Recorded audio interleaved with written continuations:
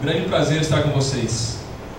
Eu tive o privilégio de participar do CEP no ano passado, então eu estive durante 4 meses sentados onde vocês estão e foi uma experiência muito gratificante. Então espero que tenha o mesmo valor, até mais, para vocês em relação à minha experiência que eu tive. E com certeza, depois desses 4 meses, vocês irão enxergar o Brasil de maneira diferente, enxergar o papel que vocês têm na influência das decisões que podem mudar e melhorar o futuro da nossa nação.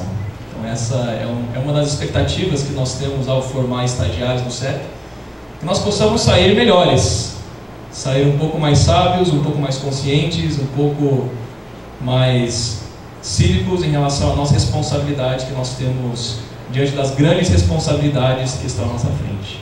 Então, mais uma vez, bem-vindos ao CEP 2018. Espero que vocês possam ter um grande proveito desse curso. Bom, essa primeira semana aqui é uma semana de preparação, o que nós chamamos de período preparatório, onde nós vamos explicar como funciona o curso, conceituar o que é a Escola Superior de Guerra, a DESG, eu creio que ontem vocês tiveram essa oportunidade, e aprender como ser um adesguiano. Então, estamos sendo formados aqui como estagiários e a expectativa é que todos, no final de 4 meses, possam ter a honra de serem adesguianos. E ser adesguiano é um privilégio, mas também é um dever. Nós temos uma responsabilidade como cidadãos, como líderes. Então hoje nós vamos falar um pouco sobre o curso. Quais são os conceitos que nós devemos desenvolver, qual que é a nossa postura que nós devemos ter, quais são os princípios, as regras do funcionamento do curso e também falar sobre o conteúdo programático. Mas, na parte introdutória, eu queria fazer uma leve provocação para todos vocês. Na verdade, eu quero inspirá-los a pensarem de maneira um pouco diferente do que nosso dia a dia.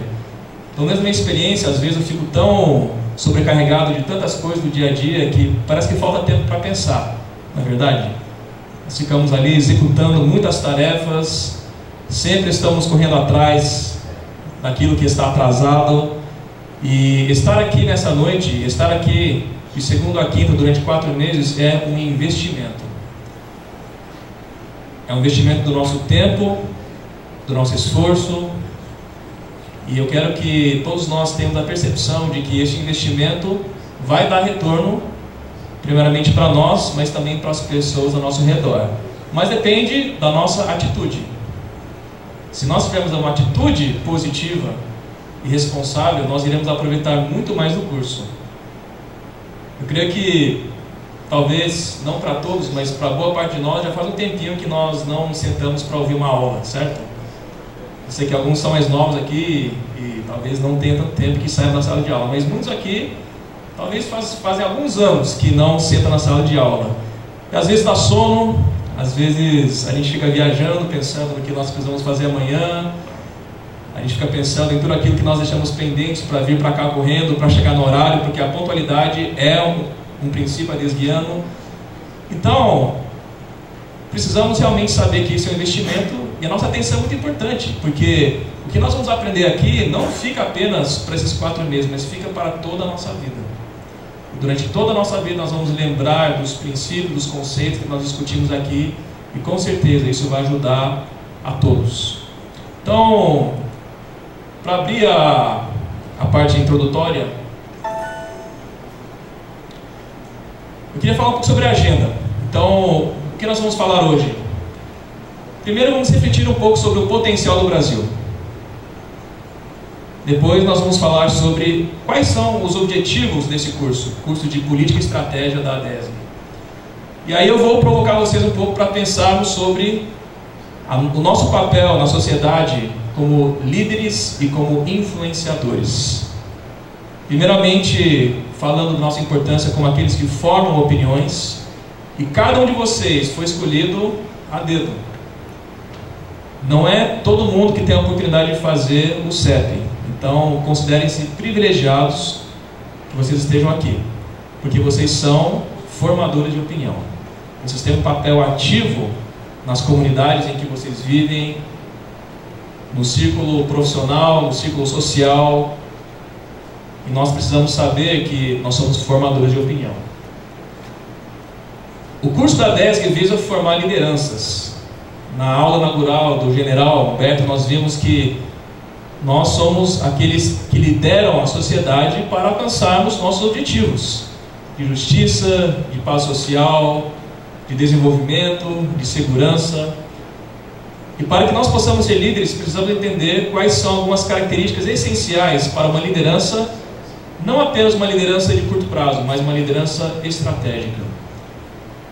Depois nós vamos provocar um pouco o nosso pensamento em relação ao governo, em relação ao setor público.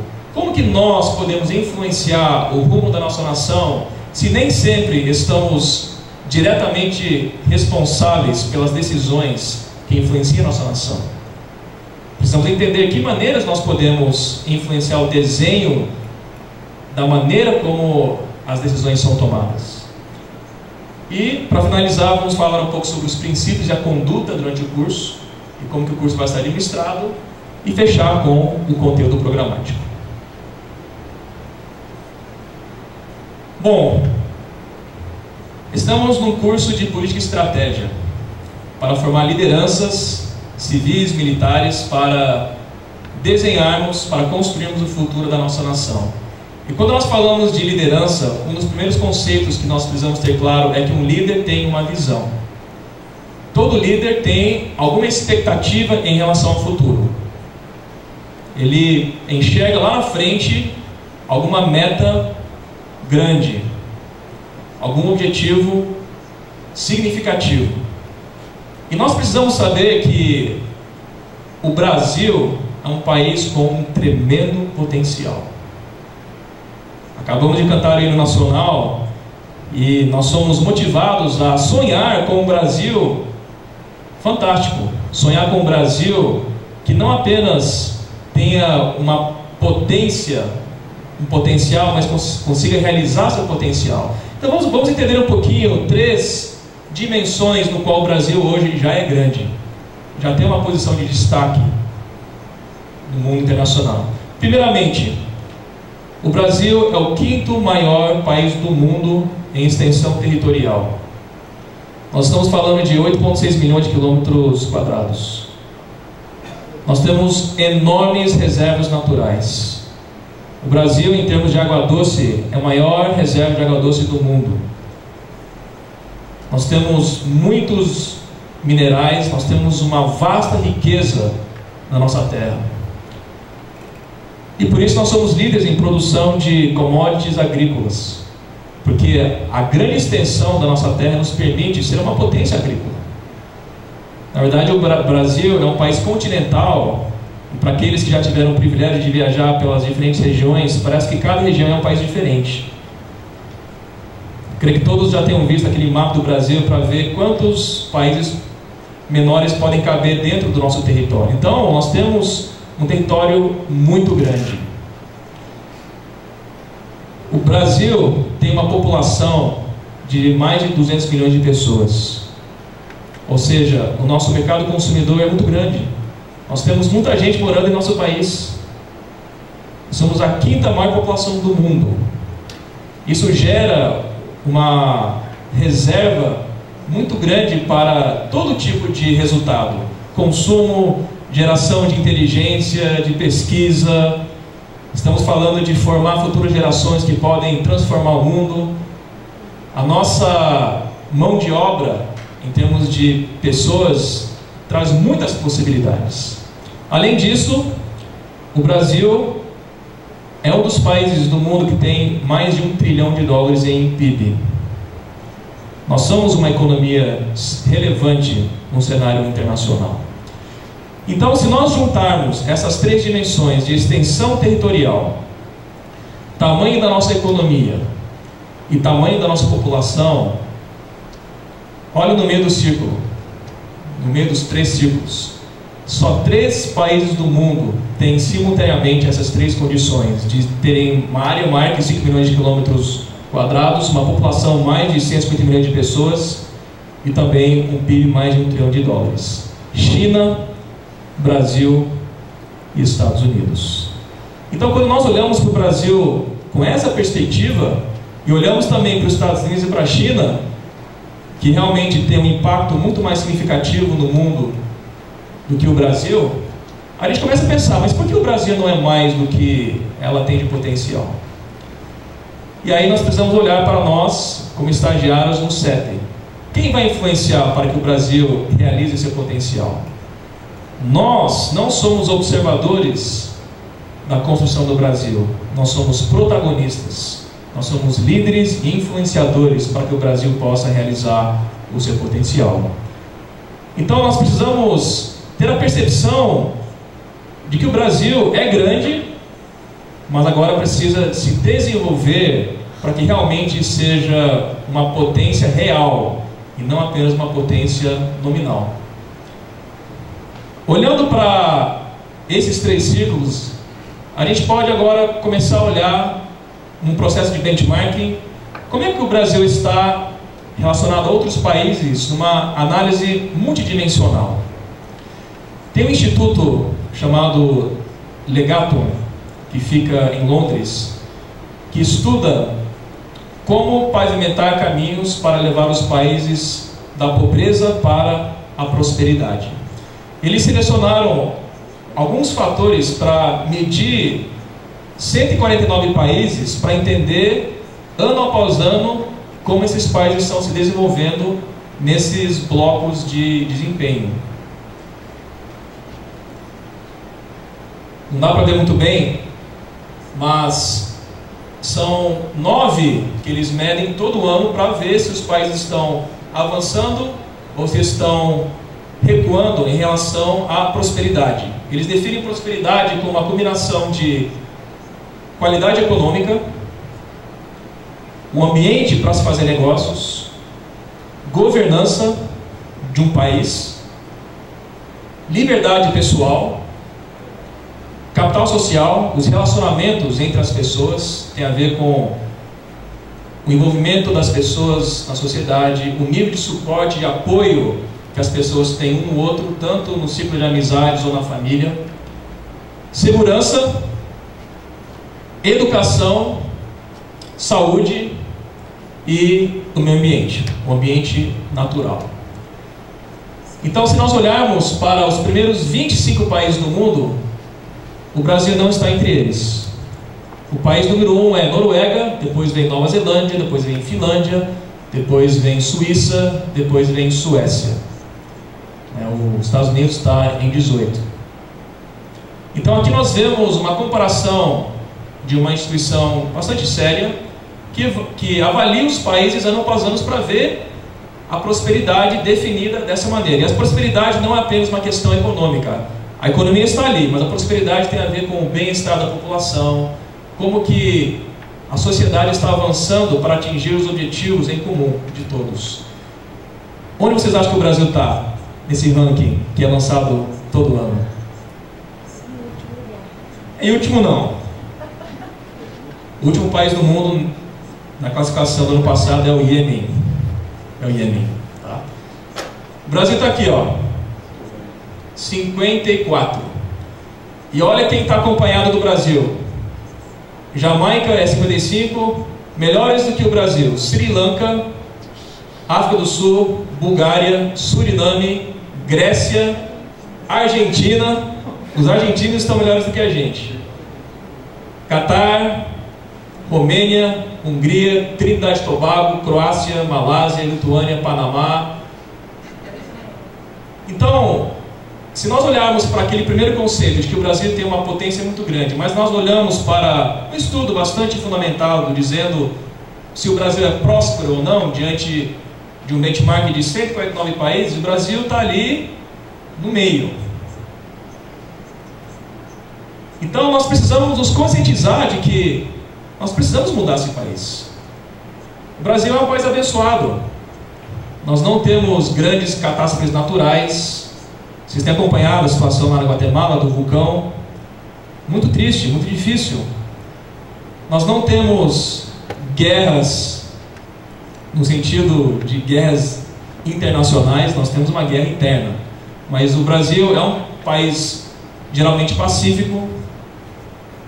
Então, vamos refletir um pouco como influenciadores e como líderes, em cada um desses pilares, o que nós podemos fazer para melhorar. Eu tenho certeza de que tem pelo menos 3 ou 4 pilares que tocam a nossa vida todos os dias. Então, quando nós olhamos para a nossa função de liderança e influência, tudo isso está debaixo da nossa, quer dizer, está no nosso radar para que nós também possamos ajudar o Brasil a progredir. Nenhum de nós aqui é um ser isolado. Todos nós estamos conectados com pessoas que decidem, nós mesmos decidimos, nós temos influência na sociedade. Então a gente precisa refletir um pouco. O Brasil merece uma posição melhor nesse ranking mundial da prosperidade. Quem concorda comigo, levanta a mão. Beleza, estamos alinhados. Então, quais são os objetivos do CEP? Primeiramente, é disseminar os conceitos, os estudos e a metodologia da Escola Superior de Guerra, relacionados com 2 principais temas: segurança e desenvolvimento, com ênfase na defesa nacional. Vocês vão ver no decorrer do curso, a segurança é uma sensação em relação às garantias que nós precisamos ter para progredir como uma sociedade. Garantias contra ameaças que possam afetar a nossa caminhada para o progresso. O desenvolvimento tem a ver com o aperfeiçoamento do homem e dos sistemas sociais, o aprimoramento dos sistemas sociais. Toda a população é formada por indivíduos.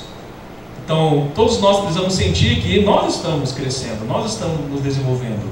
E a percepção social existe quando tem realmente uma articulação em que todos sentem que, ano após ano, estamos evoluindo para frente, nem para os lados, nem para trás, mas para frente. E a defesa é o meio que nós protegemos a segurança. São os atos, são as maneiras que nós conquistamos ou protegemos a segurança. Então, esses termos vão ser desenvolvidos em várias dimensões para que nós possamos entender como isso afeta a nossa vida e como nós podemos influenciar esses termos no dia a dia. Outra meta do CEP: desenvolver em cada um de vocês um entendimento sistêmico. O que é um entendimento sistêmico? É um entendimento integrado, multidimensional, para que nós possamos entender a conjuntura, entender o todo. Nós não podemos entender o Brasil olhando apenas para uma parte. Nós precisamos entender o Brasil olhando para o todo.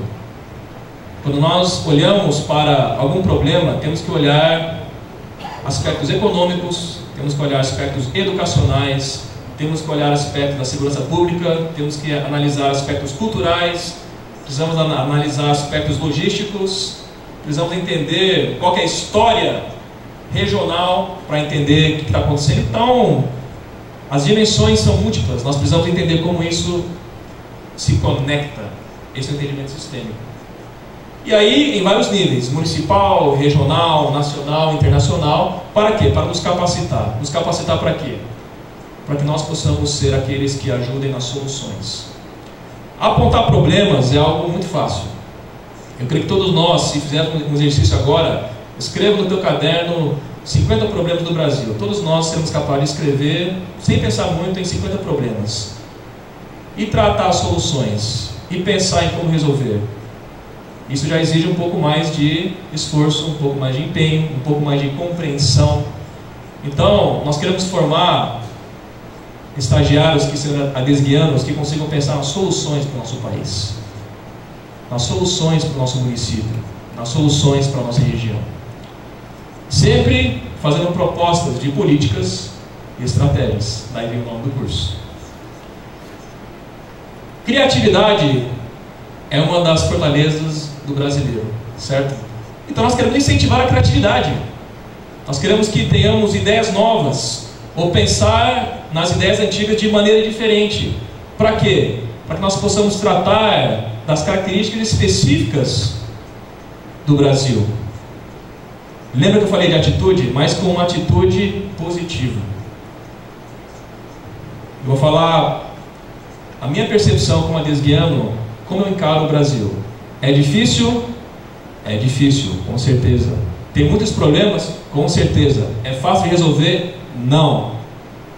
Só que nós temos que ter um realismo otimista. Temos que reconhecer as dificuldades, não podemos viver no mundo da ilusão, só que nós temos que encarar todos os desafios de maneira positiva. Porque tem solução.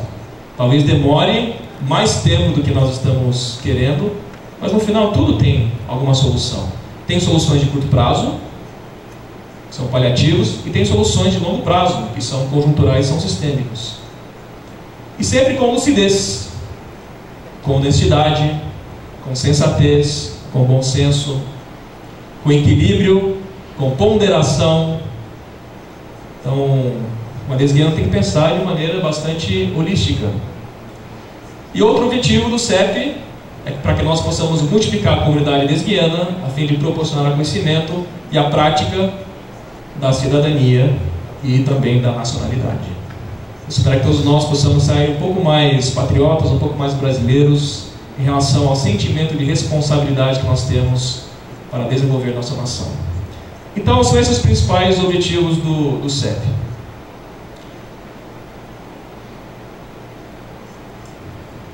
Nosso papel como formador de opinião é essencial. Reflita um pouquinho hoje. Com quantas pessoas você conversou no dia de hoje? Pensa desde o momento que você acordou. Tenta refletir com quantas pessoas você conversou hoje. Pensa durante a semana. Com quantas pessoas você interagiu durante a semana? Certamente temos muitas pessoas. E a cada interação que nós fazemos, nós temos um potencial de formar uma opinião. Da mesma maneira que a cada interação que nós fazemos, nós também somos influenciados pelas opiniões dos outros. É uma via de duas mãos. Eu posso formar uma opinião, eu posso ter a minha opinião formada. É uma membrana semipermeável. Lembrando um pouco de biologia celular, a membrana semipermeável, ou seja, tem coisa que sai de dentro para fora, tem coisa que entra de fora para dentro. Então nós precisamos refletir de que nós devemos sim permitir que a nossa opinião seja modelada pelo que nós estamos vendo, pelas conversas que nós temos com outras pessoas, mas também nós temos que ter a nossa própria maneira de pensar em relação à nossa nação, em relação às estratégias, em relação a como as coisas deveriam ser, baseado nos princípios e valores que nós temos, que nós queremos que esse país tenha. Então, todos os dias nós precisamos entender que nós somos também agentes de transformação da sociedade. Nós somos formadores de opinião. Então, se você olhar para essa rede de conexão, nós temos homens e mulheres ali, todos estão conectados. Alguns estão sendo influenciados, outros estão influenciando. Então, um dos papéis desse curso é formar uma maneira de pensar que permita que nós também sejamos uma influência positiva sobre as pessoas. Uma influência positiva sobre os rumos deste país. Uma influência positiva na proposta de política, de estratégia, de soluções que possam nos ajudar. Então, isso aqui é um incentivo para que possamos ver que nós não somos apenas vítimas do nosso ambiente, mas nós somos aqueles que podem modelar o nosso futuro. Nós somos pessoas com livre-arbítrio. Deus nos deu o livre-arbítrio para nós fazermos escolhas, para nós agirmos, para nós pensarmos. E nós temos um papel também de transformação da vida das pessoas. Eu creio que todos nós já tivemos a nossa vida transformada por alguém. Eu estou falando do lado positivo. Nós também podemos transformar vidas de outras pessoas de maneira positiva, porque nós somos formadores de opinião. Então, uma reflexão inicial para que nós possamos migrar para a segunda parte. Durante o curso, vocês vão receber muitas informações. Algumas informações talvez vocês já saibam, outras informações vocês não sabem. Talvez vocês concordem com algumas coisas, outras não, mas são informações. E nunca é demais ter informação. De informação para conhecimento. O conhecimento é o quê? É a interligação de vários elementos de informação. Você consegue criar uma combinação de diferentes informações para formar algo concatenado, algo que traga uma integração de várias ideias e forma um saber, forma um know-how, digamos assim. Por exemplo, um exemplo bem simples, para ficar claro. existe água em cima da mesa. Eu estou com sede. São duas informações. Meu cérebro está me mandando um sinal de que eu estou com sede. Meu olho identificou, eu vejo que existe água. Só que se eu não conectar a água com a minha sede, levando a minha mão para pegar o copo e beber água, de nada adianta ter informação solta. Então, conhecimento tem a ver com conectar os pontos para que possamos ter uma base para agir. E aí nós começamos a ter o quê? Nós começamos a ter um outro nível chamado de discernimento. Com as informações conectadas, nós passamos a criar o chamado insight. O insight é o quê? É uma percepção focada. É algum julgamento, é uma análise mais aprofundada, baseado numa conexão de ideias, de informações que eu já tive, mas eu consigo agora criar um caminho possível entre 2, 3, 4, 5 pontos. E aí vem a nossa ação. A liderança é realmente nós agirmos em função do que nós sabemos. Uma das características de um líder, eu gosto muito dessa definição, o líder enxerga a realidade e age sobre ela, e faz a diferença. Não adianta eu saber tudo, se eu não analiso e não ajo, as coisas vão continuar da mesma maneira. Considere a vida pessoal de vocês. Tem coisas que nós sabemos, mas nós não agimos. Então a liderança tem a ver com ativar o nosso ambiente, ou tomar alguma decisão pessoal de que não vou ficar parado apenas analisando, mas eu vou fazer alguma coisa para mudar o status quo, para mudar a situação, para mudar o que está numa situação que eu quero que se transforme em algo melhor. Então nós vamos receber muitas informações no curso, precisamos formar nosso conhecimento, ligar os pontos, precisamos ter o insight, o discernimento, formar a nossa opinião sobre isso. A expectativa é que durante e depois do curso nós possamos agir, sendo aqueles que agem sobre o nosso ambiente. Se todos nós, como lesbianos futuros, nos unirmos, com certeza nossa influência sobre o país vai ser grande, porque aí nós iremos começar a liderar. Iremos começar a pavimentar caminhos para fazer uma diferença de verdade. E começa com pequenas coisas. Às vezes nós sonhamos em fazer grandes coisas, mas às vezes são pequenas coisas. Eu vou dar um exemplo. Isso eu aprendi quando era pequeno. Se eu estou andando na rua e vejo um lixo no chão, eu paro, eu pego o lixo e jogo no lixo. Talvez vocês pensem, mas não faz diferença nenhuma. Tem mais não sei quantas toneladas de lixo espalhadas por aí. Mas eu fiz a minha parte. Parte da nossa cultura é uma função da maneira como nós nos comportamos. Eu estive na Europa alguns anos atrás e eu tinha chupado uma bala e eu joguei o papel de bala em direção a um lixo que estava transbordando. Aí o papelzinho caiu em cima do lixo e depois caiu no chão. Logo em seguida uma senhora do meu lado falou, por favor, cata o lixo no chão. Eu falei para ela, sim senhora, já ia fazer isso. Eu peguei e coloquei com mais cuidado. Então assim, nós podemos fazer pequenas coisas que podem influenciar no longo prazo a nossa cultura nacional. Claro, isso vem de berço, vem da nossa casa. Durante o curso também vamos entender sobre o papel da família, o papel da educação, da formação dos cidadãos. Mas o fato é, todos nós temos algum poder de influência, todos nós temos algum impacto sobre a sociedade e precisamos passar por esse processo de amadurecimento. Para que nós não sejamos apenas aqueles que ficam falando, está difícil, está complicado, mas nós temos um papel ativo na sociedade. Tem um estudo bastante interessante, foi um estudo conduzido com mais de 20 mil líderes empresariais, foi um estudo conduzido pela Universidade de Wharton, junto com uma consultoria, foi publicado no Harvard Business Review, que é uma das principais revistas de negócios do mundo, para identificar quais são as habilidades essenciais de um líder estratégico. Tá?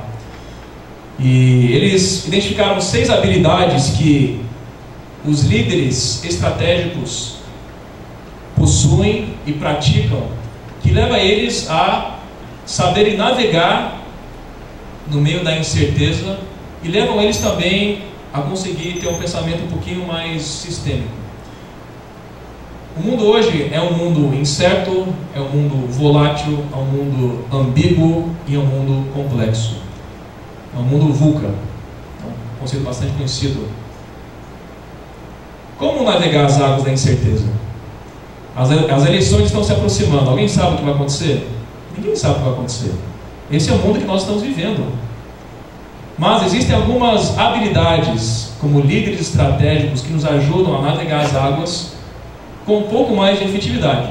Claro, sempre vai ter alguns erros, sempre vai ter alguns acertos, mas nós precisamos entender quais são as habilidades que, se praticadas simultaneamente, vão me ajudar como um líder na minha comunidade, como um líder na minha casa, como um líder na sociedade, como um líder empresarial, como um líder na minha igreja, enfim, todos nós somos líderes ou somos potenciais líderes. Então, quais são essas habilidades? Então, nós vamos falar um pouco sobre isso. Primeira coisa, a capacidade de antecipar. De nós enxergarmos algo antes que ele efetivamente ocorra. Difícil isso, na verdade? Quem tem essa capacidade? Poucos têm. Mas tem algumas coisas que nós podemos fazer para nos ajudar a fazer isso. Primeira coisa, nós precisamos aprender a coletar informações de uma ampla rede de especialistas e de diferentes fontes. Lembram do slide anterior? Reunir informações. Se nós formos unidimensionais na nossa coleta de informações, as nossas decisões vão ser unidimensionais.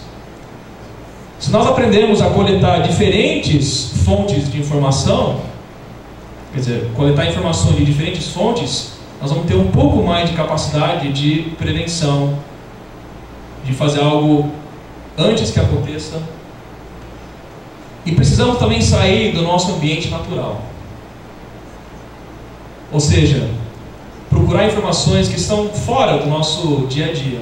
Porque às vezes, justamente procurando informações fora, você vai ter algum insight, alguma informação que você não viu antes, que vai te permitir agir antes que algo aconteça.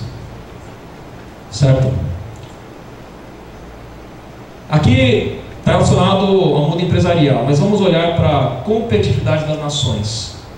Se considerarmos que as nações também competem entre si, porque todo mundo quer crescer, todo mundo quer ganhar o mercado global, nós precisamos prever os movimentos potenciais dos nossos concorrentes.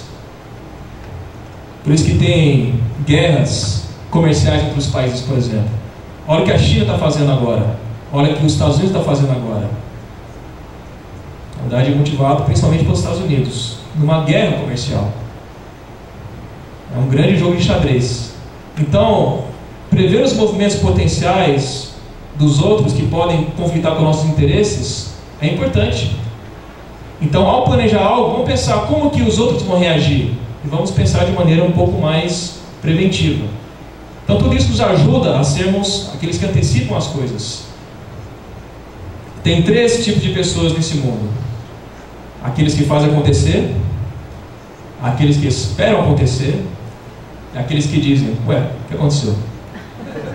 Então, que tipo de pessoa você quer ser? Como estagiário do CEP, como futuro desguiano. Para fazer acontecer, nós temos que antecipar algumas coisas, para ter uma direção, para nós tomarmos as nossas ações.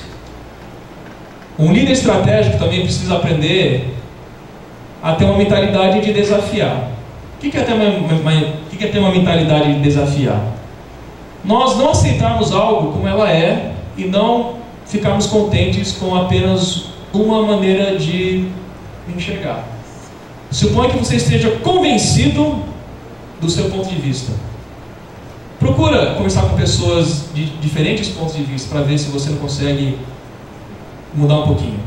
Reformule os problemas sobre vários ângulos, porque nós não somos completos na nossa avaliação. Sempre tem algum lado que nós não enxergamos. Então nós temos que ter essa constante incerteza de que nós sabemos. Porque quando nós desafiamos os paradigmas, e às vezes alguns paradigmas são nossos, a gente passa a ter uma visão mais completa. Converse com pessoas de diferentes opiniões, busquem outras fontes de informações que são diferentes do que você está acostumado a buscar. Isso nos leva a sair da nossa zona de conforto.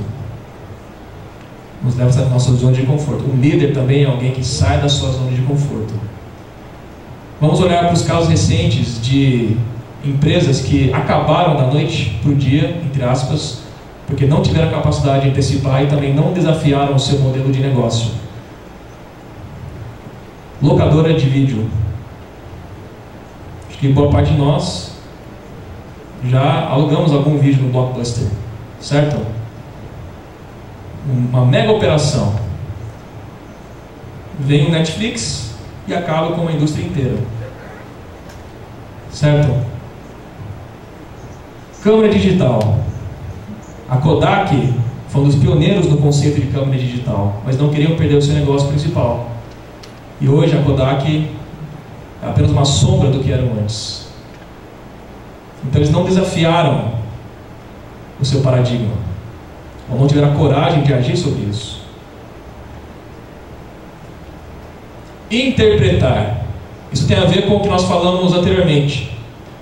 Nós temos as informações, nós temos as conexões, agora vamos criar um discernimento sobre isso. Demonstrar curiosidade, ter uma mente aberta.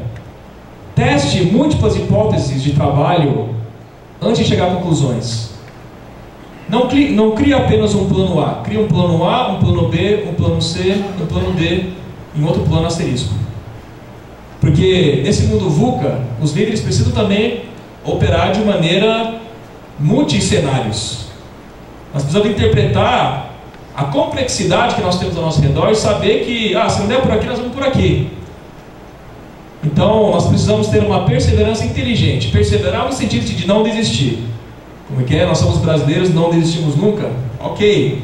Mas não desistir nunca de maneira inteligente. Se não der por aqui, tá bom. Eu não vou simplesmente dizer que está difícil. Eu vou criar uma outra alternativa sistêmica que me ajude a progredir. Então, interpretar as diferentes hipóteses, os diferentes cenários. Decidir. Aqui nós temos que sempre equilibrar duas dimensões, curto prazo e longo prazo. Geralmente a gente quer olhar para o curto prazo. Eu vou resolver agora, depois eu vejo o que faço. Por isso que muitas vezes as soluções que nós vemos são colchas de retalho. Dá um jeitinho aqui, dá um jeitinho ali, empurra pela barriga aqui, e aí semana após semana nós sobrevivemos, mas nós não prosperamos, porque as nossas decisões muitas vezes não olham para o longo prazo. E não precisa ir longe, na nossa região, na nossa nação, na nossa cidade, para ver os impactos de decisões apenas feitas olhando para o curto prazo.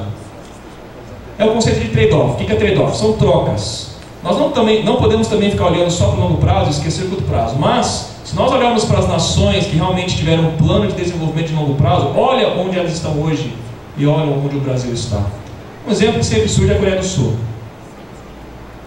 que nos anos 70 estava muito atrás do Brasil, mas tiveram um plano de desenvolvimento e decidiram que iam mudar o rumo daquela nação, e hoje são uma potência, deixou o Brasil para trás em muitas dimensões.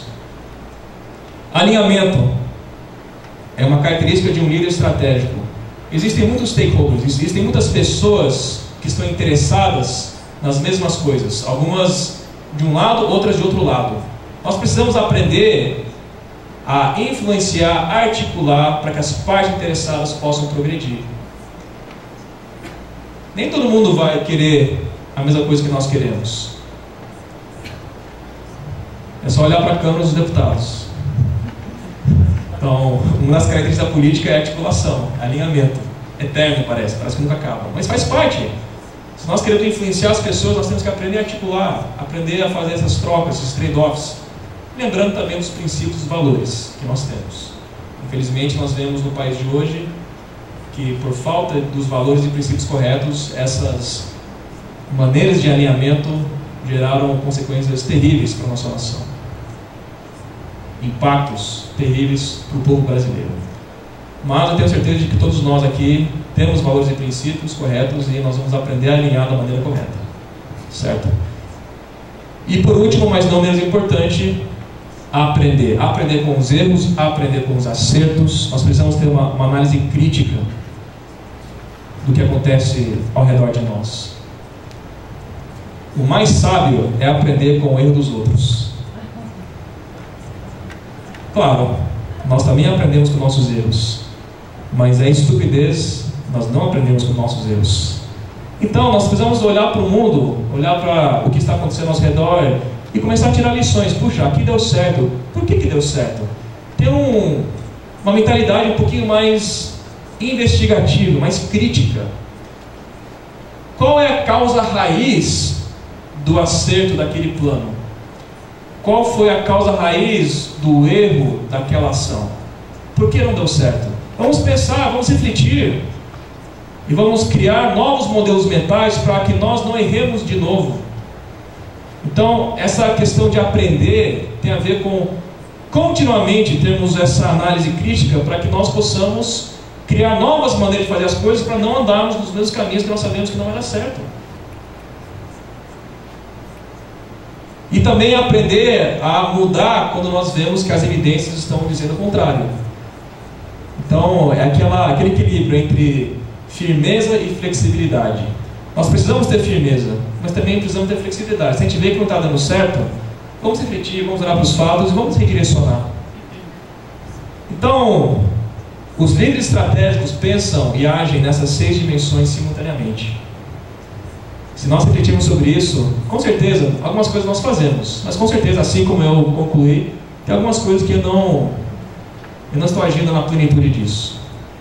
Essa é uma arte. A arte de liderar é aprimorada ao longo do tempo. Mas é mais para nós refletirmos um pouco sobre o nosso papel como líderes. Agora vamos olhar um pouco para o governo, para o setor público. Nem todos nós, na verdade, eu dei uma olhada na profissão de todo mundo. Alguns trabalham no governo, mas grande parte não estão diretamente ligados com o governo. E aí, o que nós vamos fazer? Apenas observar e criticar? Não. Tem um outro estudo bem interessante, feito pela McKinsey. A McKinsey é uma das maiores consultorias estratégicas do mundo. Eles têm publicações, têm trabalhos fantásticos realizados. E eles olharam para centenas de estudos de caso de inovação governamental e procuraram entender quais eram as principais características do que realmente dava certo para ser mais efetivo e mais econômico. Eu creio que todo mundo quer isso. Sermos mais efetivos, fazer melhor, fazer mais com menos. É o sonho de toda família, de todo empresário, de toda nação, de todo governante. Deveria ser, pelo menos, né? Nem todo governante pensa dessa maneira, mas com futuros adesguianos, vocês com certeza pensarão dessa maneira. Como fazer mais com menos? E aí eles concluíram que tem 4 características de desenho dos governos que podem ajudar nessa efetividade mais econômica, que eu vou compartilhar com vocês. E aqui existe também uma participação da área privada, da área social, junto com a área pública, que podem catalisar os esforços nesse sentido. Primeira coisa, tomar decisão baseada em evidências, baseada em fatos e dados, em análise estatística. Então a abordagem que a McKinsey concluiu foi que um governo tem que ser movido mais baseado em uma análise, em racionalidade, do que apenas por ideologias.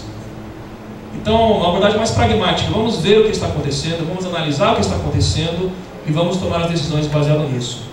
Coletar dados de desempenho confiáveis. Um exemplo bem interessante aconteceu na França. Eles decidiram que queriam diminuir a complexidade do governo. É um conceito muito vago, né? Complexidade do governo. Todo mundo quer diminuir a complexidade do governo. Mas o que eles fizeram?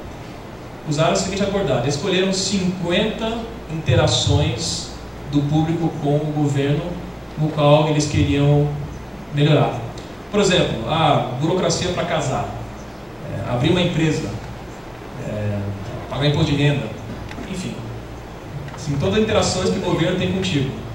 E aí mapearam essas 50 interações e começaram a trabalhar um a um para diminuir a complexidade disso e mediram ao longo do tempo qual era a percepção da população.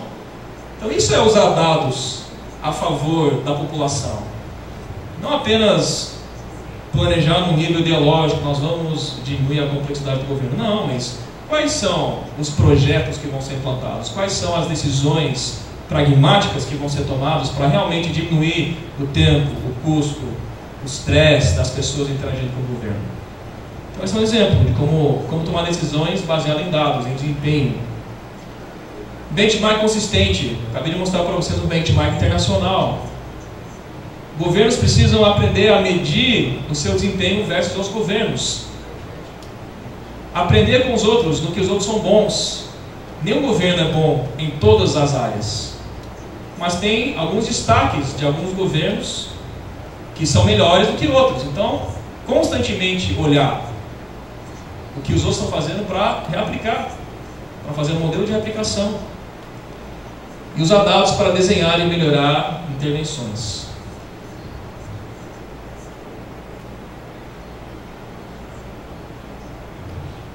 Uma coisa bem interessante é, quando a gente começa a usar dados, a gente também começa a olhar para a interação melhor com os cidadãos. Então, o segundo pilar que a McKinsey identificou foi maior engajamento e empoderamento dos cidadãos. Eles começaram a ver que, em casos em que a população é consultada como o cliente, começaram a ver algumas melhorias. A Universidade de Moscou publicou um scorecard, uma tabela de desempenho de KPIs, para que a população pudesse enxergar e dar feedback. Então é uma maneira interativa de mostrar que os governos servem para servir a população. E como engajar os cidadãos na construção das próprias ações que o governo tem para melhorar a vida daqueles que deveriam servir. Certo? Uma coisa interessante, na Austrália, começaram a enviar caminhões satélite, conectados com satélite para as áreas mais remotas, para que o cidadão pudesse ter num lugar só todo o serviço do governo. Então, ao invés de fazer a pessoa ir até 10 ou 15 repartições públicas, não, o escritório do governo vai até você. Então, é uma maneira também de interagir melhor com as pessoas. Outro fato interessante, na Inglaterra, na parte de utilizar os dados e também interagir com os cidadãos, eles criaram um time lá para fazer o quê? Eles viram lá uma grande lista de pessoas que não tinham pago o imposto. E aí eles começaram a estudar maneiras de melhorar o pagamento dos impostos atrasados. Então eles começaram a ver, puxa, que pequenas mudanças que a gente pode fazer na interação com as pessoas que estão devendo para maximizar a chance de eles pagarem. E começaram a ver que as cartas que eles estavam enviando não estavam na linguagem, no tom correto. Então eles começaram a mudar a maneira de se comunicar nas cartas enviadas para as que eles estavam devendo para o leão. E viram que só nessa mudança de abordagem, prevendo o comportamento do cidadão que está devendo, em relação à linguajar e ao tom das cartas, eles conseguiram uma grande melhoria. E o investimento desse time, que começou a olhar os dados, começou a interagir de maneira um pouco mais inteligente, se pagou em 22 vezes o investimento do time. Enfim, então são ideias que são muito simples, mas mostram que tem maneiras de criar sistemas para melhor servir a população usando o governo.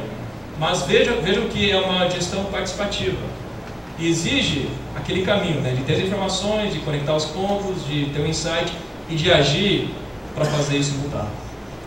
Outra coisa que eles viram no estudo, as áreas de sucesso mais claras eram as áreas nos quais havia investimento em capacitação das pessoas, tanto gerencial quanto técnica.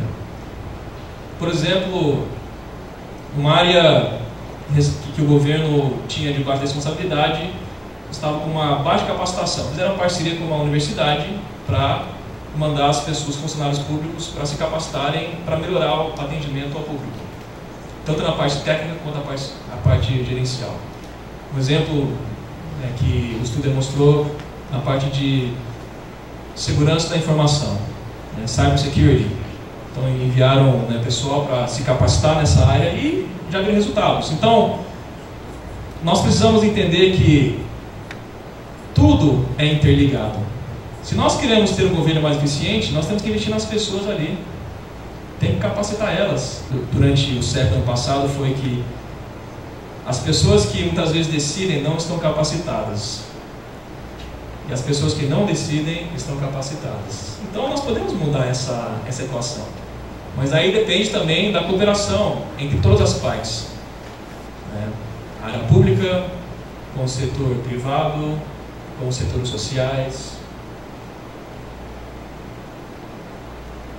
E aí vem a questão da integração sistêmica. Tem um site bem interessante do governo norte-americano chamado challenge.gov. E eles dão prêmios para aqueles que conseguem achar soluções para os problemas do governo. Por exemplo, eu entrei hoje, só para ver como é que estava, oferece um prêmio de algumas dezenas de milhares de dólares para resolver o problema da obesidade infantil. 300 mil dólares. Então, o governo tem uma plataforma que eles lançam para que os cidadãos interessados criem soluções, criem metodologias para resolver problemas que afetam todos. Eles estavam também com um projeto de achar uma maneira de eliminar os patógenos na água potável, uma maneira diferente de fazer isso. Tinha um outro lá sobre um algoritmo para reconhecimento facial, enfim. Então são todas maneiras de servir melhor a população usando as próprias habilidades e conhecimento da população e premiando por isso. Então essa integração entre todos os setores é muito importante. Então, aqui você tem alguns exemplos só, mas abre um pouco a nossa cabeça no sentido de que tem jeito, tem maneiras de nós influenciarmos, quer nós sejamos advogados, quer nós sejamos oficiais da PM, quer nós sejamos empresários, quer nós sejamos contadores, quer nós sejamos professores, todos nós estamos em alguma área que pode interagir para beneficiar a nossa sociedade, no sentido de que nós somos protagonistas no desenvolvimento do nosso país. Então, se nós unirmos os conceitos de liderança estratégica que nós vimos no slide passado, com os conceitos de que existem maneiras que nós podemos influenciar o desenho de como o setor público opera, nós estamos com a faca e o queijo na mão, certo? Agora, o que precisa é de articulação, de boa vontade, mas não precisa ir muito longe não. Às vezes nós somos muito grandiosos no idealismo, só que nós podemos fazer uma, duas ações, isso vai gerar um efeito onda. Por isso que a comunidade lesbiana tem potencial, se nós começarmos a agir nas pequenas coisas, e um dia vai se tornar uma coisa grande. Nem tudo começa grande. Na verdade, poucas coisas começam grandes. Então pensa no seu dia a dia do trabalho. Nesse conceito aqui, tenho certeza que você já consegue imaginar 4 ou 5 processos que você pode mudar já, a partir de amanhã, que já vai trazer algum benefício. Pode trazer um benefício para o pessoal que trabalha com você, ou um benefício para alguém que precisa de uma ajuda, enfim. Isso aqui é um pensamento sistêmico, tá? Um pensamento um pouco mais profundo do que simplesmente pensar de maneira binária. Então eu quero fechar essa parte fazendo a seguinte analogia. Quem já brincou de cabo de guerra? Fica uma pessoa de um lado, outro do outro, ou um grupo de um lado, outro do outro, e cada um puxando para um lado. Então, nós podemos encarar os desafios da nossa nação, do nosso município, como um cabo de guerra, ou seja, é binário, né? Um lado ganha, outro perde. Esse é um pensamento unidimensional. Muitas vezes, grande parte das pessoas vivem nesse mundo, no mundo de cabo de guerra. Vamos evoluir para o próximo nível. Jogo da velha. Quem sabe jogar o jogo da velha?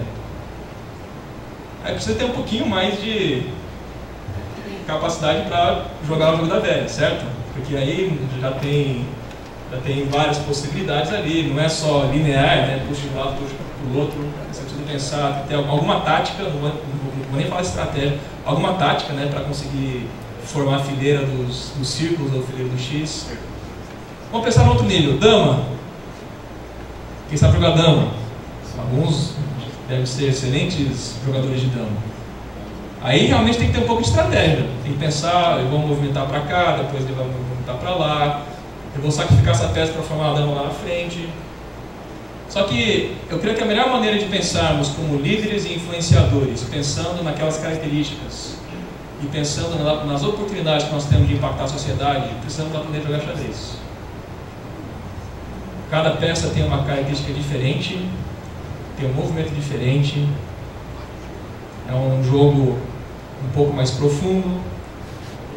Então, isso aqui é uma provocação para que nós não sejamos binários, não apenas sejamos excelentes puxadores de corda. Precisamos, às vezes, sim, puxar corda, mas aprendamos a ser enxadristas. É assim que fala, enxadristas? Líderes multidimensionais, com as atitudes certas, com valores certos. E assim a gente vai começar a ver que nesse mundo VUCA nós temos uma capacidade de influência que depende muito da nossa atitude, da maneira que nós desenvolvemos nossa habilidade, nosso conhecimento. Tá? Vamos entrar agora no que realmente vai acontecer durante o curso. Aqui nós vamos adotar uma postura adesguiana. Então, por que todo mundo vem com trajes formais? Porque demonstra respeito, nós somos sérios no nosso comprometimento de demonstrar nosso compromisso com o nosso país.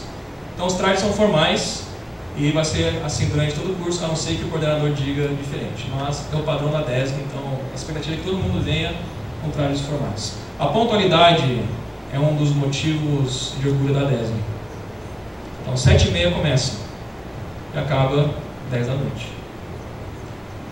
Geralmente a pontualidade é uma dificuldade nossa, certo? Mas se nós formos pontuais uns com os outros, a gente consegue mudar o nosso ambiente. O que acontece às vezes é que eu sei que você vai atrasar, você sabe que eu vou atrasar, então os dois atrasam e ninguém fala nada e fica por isso mesmo. Certo? Mas se eu sou alguém comprometido com o horário, você também é, fechou. Então o nosso compromisso uns com os outros, nós vamos ser pontuais. Vamos começar às 7h30 e vamos terminar às 10 da noite. Por isso que nós não temos muito espaço para ficar falando coisas que não têm valor, porque cada minuto é quilometrado. Todas as ausências precisam ser comunicadas por escrito, tá? Depois a secretaria vai entregar uma ficha para vocês. Se caso você não possa participar de uma aula, escreva a justificativa, coloca o motivo, entrega para a coordenação, porque demonstra a nossa seriedade em relação a participarmos do curso. Claro, pode acontecer algum imprevisto, todos nós temos imprevisto, mas sabendo que você vai faltar, já faça a justificativa, isso demonstra seriedade. A presença mínima para ser aprovado no curso é de 70%. Então, só para vocês terem essa referência. Como é que é a conduta durante as aulas e palestras? Principalmente quando os professores da ESG virão para cá, professores da ESG e da DESG virão para cá, geralmente as palestras vão ser no modo formal. Tá? O que é uma palestra no modelo formal? Não é uma conversa de boteco. Ou seja, não é que o professor está aqui falando e você fala, então professor, você não concorda com isso não, sabe o que? A gente precisa pensar diferente, não.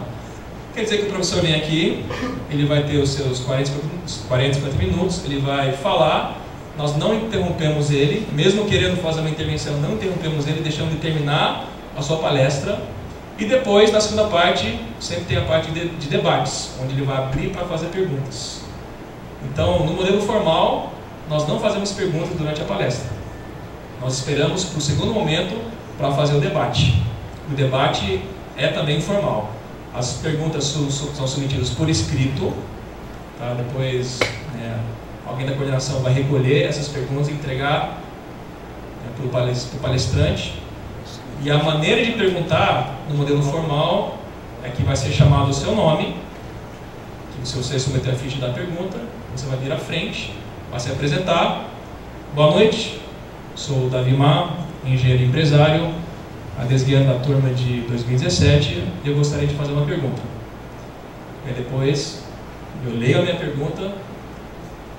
Professor Bessa, uma das coisas que o senhor falou foi sobre a necessidade de termos uma visão mais estratégica relacionada à nossa educação.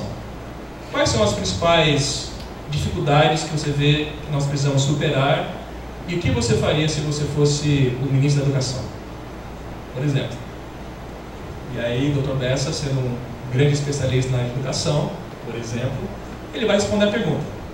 Tá? Depois não tem a réplica e tréplica, tá? gente faz a pergunta, o professor responde, nós agradecemos, obrigado, professor Dessa, e sentamos. Se quiser fazer outra pergunta, pode submeter outra ficha, ele já entra na fila, porque geralmente tem mais pessoas que vão querer fazer a pergunta. Então, esse é o modelo formal. Tá?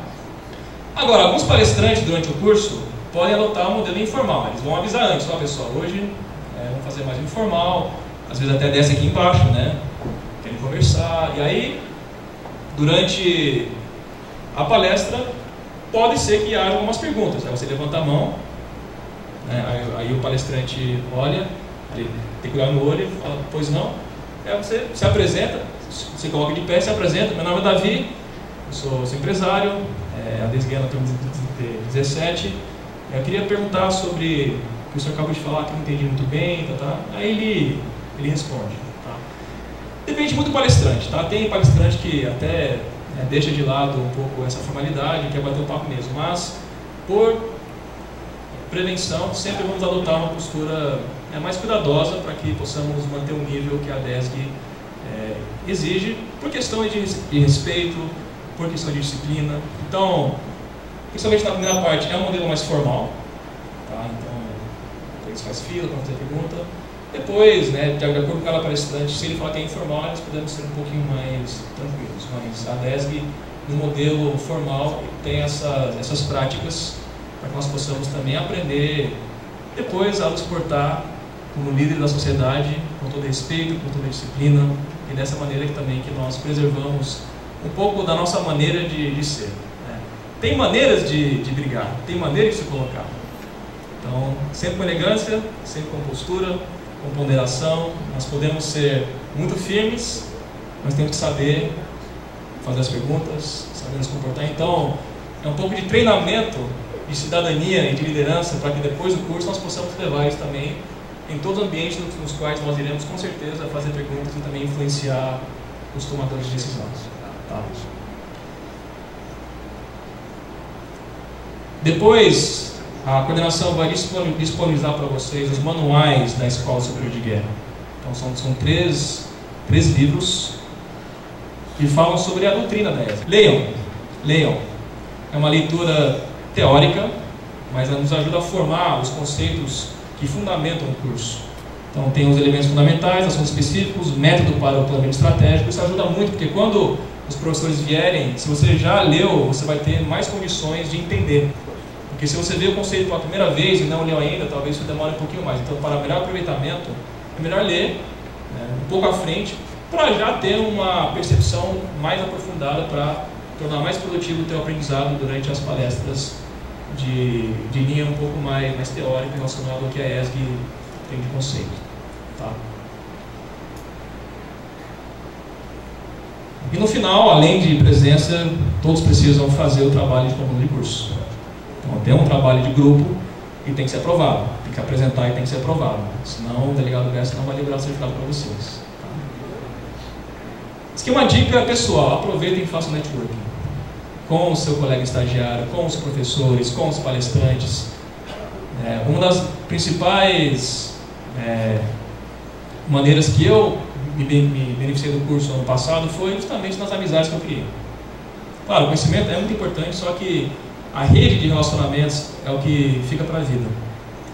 Então aproveitem, conheçam pessoas fora do teu círculo mais íntimo de amizade, quebrem as panelinhas, conversem com pessoas com quem você nunca conversou antes, criem amizades novas, isso é muito importante. Porque se tudo der certo, vai dar certo, depois de 4 meses vocês serão adesguianos. A comunidade também tem que se manter ativa para a gente conseguir continuar articulando o que é necessário para o progresso onde nós estamos. Ok? E para finalizar, esse é o conteúdo programático do curso. Então nós temos basicamente 5 blocos. Tá? Essa primeira semana é chamado período preparatório. Então, hoje estamos vendo a programação e a administração do curso. Amanhã vocês vão ver com o Sargento Mai com técnica de trabalho em grupo. A partir da semana que vem já começa o período básico. Aí vem os professores da Escola Superior de Guerra para formar os conceitos que nós precisamos ter para entendermos o que é política, o que é estratégia nacional, o que é poder nacional, são os fundamentos axiológicos, tá? É a parte teórica do curso de Política Estratégica da DESB. Essa parte é muito importante porque é uma formação de líderes e cidadãos na realidade do Brasil. Então, nós precisamos nos permitir também entender que cada aula que vier vai trazer conceitos que não são independentes um do outro. Está tudo interligado. Tá bom? Por exemplo, desenvolvimento tem tudo a ver com estratégia e tem tudo a ver com política. Vocês vão aprender, por exemplo, quais são os objetivos nacionais no nível fundamental, no nível de Estado, no nível de governo. Nós vamos ver que às vezes nós estamos com estratégia, objetivos apenas no nível de governo, mas nós precisaríamos ter isso no nível de Estado. Então você vai começar a formar os conceitos para ter uma visão um pouquinho mais crítica do que está acontecendo no nosso país. Então ligue os pontos. Ligue os pontos. Terceira parte é a parte conjuntural, e aí nós vamos entender um pouco mais da interação entre municipal, regional, nacional, internacional. Vamos vir palestrante de diferentes áreas para a gente entender a aplicação do que nós aprendemos na primeira parte. Depois vem uma fase de visitas técnicas, né? Vai ter uma agenda para nós conhecermos lugares importantes, que tem a ver com soberania, tem a ver com estratégia nacional, e aí finaliza com a parte de trabalho de grupo e TCC, que serão apresentados formalmente. E se tudo der certo, e tudo vai dar certo, depois de 4 meses, no dia 14 de setembro, certo? Aí todos aqui serão adesguiados.